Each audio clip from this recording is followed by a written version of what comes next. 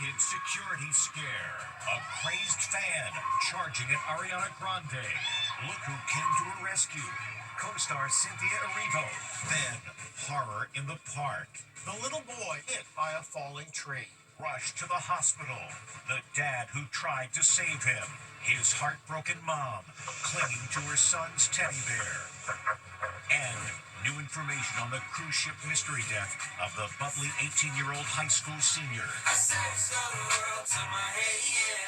What her family is saying today. Her father's plea to the FBI. Plus, midnight massacre of 300 ostriches. The ostriches were ordered to be slaughtered. They brought in cowards in the middle of the night, professional marksmen. Why authorities wiped out the entire herd. Plus, where is our passport? The devastated husband and wife, their dream vacation about to be ruined. They had to get off the plane because they couldn't find their passport. How everybody on board joined the search. Now, Inside Edition with Eva Pilgrim. Hello and thanks for joining us. A wicked security scare. A crazed fan rushing Ariana Grande as she attended the packed premiere for the new Wicked movie in Singapore. Before security guards could step in, it was her co-star, Cynthia Erivo, who didn't hesitate, pulling the man off. Les Trent has the latest. It's a security scare at the Singapore premiere of the new Wicked for Good movie. The stars of the eagerly awaited hit are walking the yellow carpet arm in arm when a crazed fan jumps the barricade and charges at Ariana Grande. You can see the look of terror on her face. Before security could even react, Ariana's co-star, Cynthia Erivo, jumps into action, fending off the intruder and protectively wrapping her arms around Ariana. The security team quickly tackles the dude and throws him back over the barricade. Later, they hauled the shoeless guy away. He's been identified as Johnson Nguyen, who goes by the name Pajama Man online. After the incident, he posted this creepy video. Finally, I dreamed about meeting Ariana Grande, and finally, my dreams became true. This isn't the first time this knucklehead has caused chaos. Earlier this year, he jumped on stage at a Katy Perry concert in Sydney, Australia. And he was tackled by security when he ran onto the track during the 2024 Paris Olympics. I spoke with security expert Lou Palumbo. Everyone knows about this guy who jumped onto the red carpet because he's done it in the past at high-profile events, including the Olympics. I can give you the solution to that, sir. It's called facial recognition. All they would have to do is position cameras, program his photograph through a computer into the camera, and the minute he broke the lens, they know he was there. It's mechanically that simple. This is clearly an embarrassment to the security and to the event. The New York City premiere is Monday, and you can bet security will be extra tight.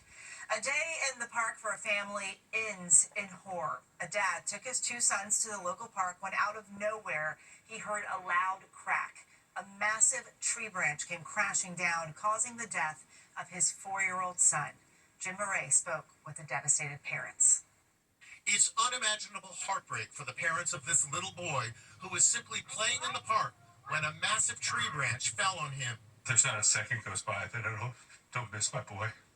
4-year-old Ronan was with his dad, Cahal, and 7-year-old brother when this 27-foot-long eucalyptus tree branch came crashing down. I heard a crack, and I heard people scream, and I acted immediately. I pushed my older son, and then when I went to get my hands on Ronan, I was basically on top, grabbing him, and then the tree struck us both. Dad was knocked unconscious and suffered multiple injuries. Little Ronan was rushed to the hospital with a traumatic brain injury. I just kept saying, Ronan, I'm here, Mommy's here, I'm here. 7 days later, the boy died. Today, the eucalyptus tree is still standing here at Villa La Jolla Park in San Diego. You can see the broken off section about 6 stories high. At the base of the tree is a memorial for little Ronan. Ronan was such a ray of sunshine. The parents say they fear that the same horror could befall another family. This is a preventable accident. You know, the tree that killed Ronan was a tree that should have been taken down a long time ago. and is one of many.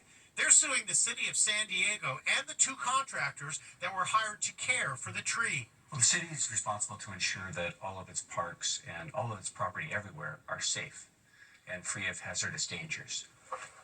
Mom Dara now clings to a teddy bear that plays the sound of her son's heartbeat and breathing, recorded by nurses in the hospital room. I can hear his breathing, his heartbeat, and I can put it next to me. The family says they've been told the tree will be removed in 2 weeks. Meantime, city officials had no comment due to pending litigation. People love ostriches. The goofy, long-necked birds are family favorites at safari parks. That's why there's so much outrage that more than 300 ostriches were just slaughtered. Stephen Fabian tells us why marksmen were called in for a midnight massacre. Ostriches roaming free on a farm, not raised for meat. They're more like family pets than farm animals, and they all have names. This curious creature is Maxwell. Look at all the tails wagging. Happy. They wag just like dogs. Today, every one of these more than 300 magnificent birds is dead, slaughtered in a midnight massacre as the owners looked on helplessly. Gunfire rang out all night until the slaughter was over. Katie Pasitny, whose parents own the farm, broke down as she listened helplessly to the guns firing. The marksman actually came back in broad daylight to shoot the birds that were left wounded. So how did all this happen? Well, the ostriches were ordered to be slaughtered after a lengthy court battle because of an outbreak of bird flu. Now, the farmers say the remaining birds were all healthy, and putting them down was unnecessary. They brought in cowards in the middle of the night, professional marksmen that stood on top of hay bales that they built a kill pen out of. These ostriches were more like pets, right? I mean, they had names, they had personalities. What can you tell us about them? They did have names. There was Shelly, there was Connor, there was Annabelle and Big Bear, there was Scotty and Regretta. There is no coming back from this. They want answers. The family of the 18-year-old cheerleader and straight-A student who died while on a Carnival cruise ship is breaking their silence. The dad says they are frustrated because the FBI has gone silent, giving them no information about what the investigation has uncovered. Here's Allison Hall. The family of the bubbly 18-year-old high school senior who died under mysterious circumstances on a cruise ship in the Caribbean is breaking their silence. Anna Kepner's grieving father, Christopher, says he is desperate for answers. The FBI hasn't shared anything with me yet, he was quoted as saying. I know as little as everybody else. I have no idea what is going on right now. We are just trying to sit still and wait for answers. Anna died on the Carnival ship Horizon at 11:17 a.m., according to the Miami-Dade medical examiner. The fact that the precise time of death is listed, 11:17 a.m., is only adding to the mystery. Was it odd to you to read the specific time, or is that common? That's what makes me think maybe there was something external that happened acutely, like very rapidly. It seems like more of an abrupt event that likely led to her death. Anna loved going on cruise vacations with her family. Last May, she posted these videos, dancing in her cabin as her grandparents watched. Anna's parents also released this obituary, in which they called her our Anna Banana, our sunshine, our baby girl. She filled the world with laughter, love, and light. Instead of flowers for the funeral, friends were encouraged to leave flowers on Anna's car, which is parked at her high school outside Orlando, where she last left it. A final autopsy report is still pending. Carnival says they are cooperating with the FBI and are focused on supporting the family. Just do it. That's the plea from conservative firebrand Megyn Kelly directly to President Trump. She joins the chorus from both sides of the aisle, calling for the full release of the Jeffrey Epstein files. She's one of the president's biggest allies, and even she's had enough. Why didn't Trump just release these? Megyn Kelly is calling on Trump once and for all to release the Epstein files. Just release them. Just release them, right? The pressure is mounting after that trove of over 20,000 emails and other Epstein documents put Trump's relationship with the convicted sex offender in a new light. Would you like photos of Donald and girls in bikinis in my kitchen? Epstein wrote in this email sent to a journalist. He and Trump were once close friends, but they had a falling out, and the emails show Epstein calling his former pal borderline insane, dopey Donald, and demented Donald. But he also seems to clear Trump of inappropriate behavior, writing, he never got a massage. These emails prove absolutely nothing other than the fact that President Trump did nothing wrong. The president appears visibly frustrated that the Epstein scandal keeps going. Thank you very much, everybody. Refusing to engage with reporters, something he normally relishes. Mr. President, on Jeffrey Epstein. Mr. President, can you respond to these Epstein emails that were released today? Any response to the Epstein emails that mention your name? They tried to ask him again today as the president appeared at an event at the White House with First Lady Melania at his side. It's a traveler's worst nightmare. You're going on a dream vacation overseas, sitting on the plane, ready to take off, and you realize you don't have your passport.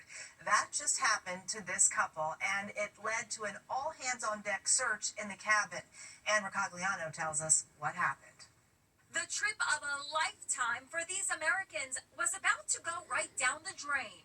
Tim and Cam Bowles were all set for a 5-week vacation, flying from Atlanta to Cape Town, South Africa. All was going well. Their flight was on time. Tim and Cam boarded the plane and settled into their assigned seats. The plane doors closed. They were ready for their 15-hour flight. Then suddenly they realized they can't find Tim's passport. At that point, we were going through our own hand-carried luggage and our jackets and under the seats and everything. And probably after 20 minutes, the flight attendant said, "Did you lose something?" It's like, his passport. Another passenger on the plane, Brent Silky, recorded a blow-by-blow of the ordeal. They lost their passport. Like, couldn't find it anywhere, like everywhere in their bags and their stuff. Asked everywhere to look. So our plane has been waiting to try to help find it. And it's been like, I feel like we're all emotionally invested in this couple. An exhaustive search ensued. Everyone pitched in. But still no passport. There was only one option left: get off the flight. Oh no, their vacation was over before it began. I was heartbroken, a little teary-eyed. Then, as the plane finally left the gate, eureka! Open the door, please! A flight attendant found the passport. I found it, yay! The passport had fallen between the seats. The flight attendant triumphantly raced down the aisle, waving the passport in her hand. The gate agent ran in and said, "They found your passport." Captain said, "Put the jetway back on there, get him back on the plane." Yup, a second miracle. The pilot returned to the gate to pick up Tim and Cam. There's Cam now back on board, returning her carry-on to the overhead. Thank you. It's awesome. And it's heartwarming. I love it. Get this, it was the pilot's very last flight before retiring. We got everybody on board now. We found the passport. Here's the couple thanking him for going the extra mile. As for the vacation, Tim and Cam are having a great time in South Africa, but I do have one more question. Where is your passport now? Well, that's good. I found it, yay! Yeah, hold on tight to that passport, and we hope you enjoy your trip. We'll be back with much more Inside Edition after this. Next, uproar over the guy arrested for running down the wrong trail. It's insane. Was it government overreach? And mission to Mars. Inside Edition with Eva Pilgrim. We'll be right back. He went running in a national park and ended up under arrest. His crime? He ran on a restricted trail. Was this a case of government overreach? Now the controversy has made it all the way to the Oval Office. This guy found himself in legal jeopardy for taking a shortcut. It happened as he was running in the majestic Grand Teton National Park in Wyoming. He was trying to set a record for running to the top of Grand Teton Peak and back down again. But he took a trail that the National Park Service has labeled restricted. I'm the first person ever to be facing charges for using it. That's right. Michelino Sanseri found himself criminally charged. The accusation, violating Park Service regulations. What happened at the trial? The judge did find me guilty of using the trail, penalties of up to $5,000 or 6 months in jail. An uproar ensued. Was it government overreach? Now, totally out of the blue, the runner just got some surprising news. President Trump himself is stepping into the controversy. A full and unconditional pardon. Yep, Sanseri joins the likes of the January 6th defendants in getting a presidential pardon. There's that unmistakable Trump signature. What was your reaction when you read that? My reaction of one of disbelief. I was like, what is happening? It's insane. I'm glad to have it all over with and to, hopefully get back to what I love most, running mountains. Sanseri did set a new record for fastest round-trip climb of the peak, but so far his time of 2 hours, 50 minutes, and 50 seconds has not been officially recognized because of his arrest. We'll be right back. Still to come. Mission to Mars. Set, blast off. Blue Origin successfully launched a rocket today. Destination, Mars. The rocket blasted off from Cape Canaveral, followed by cheers from Blue Origin and NASA personnel. The rocket is carrying 2 satellites that, if all goes well, will orbit the red planet. The satellites won't arrive at Mars until fall 2027. Now, Megan Alexander with today's Inside Deals. Thank you, Eva. We teamed up with MorningSafe.com and their lifestyle expert, Anna D'Souza, who's here to share some amazing inside deals at deep discounts for you. And Finally, a seatbelt oops. She's had a little too much fun with her friends at brunch, and she's now having trouble with her seatbelt. She tried to put her seatbelt on.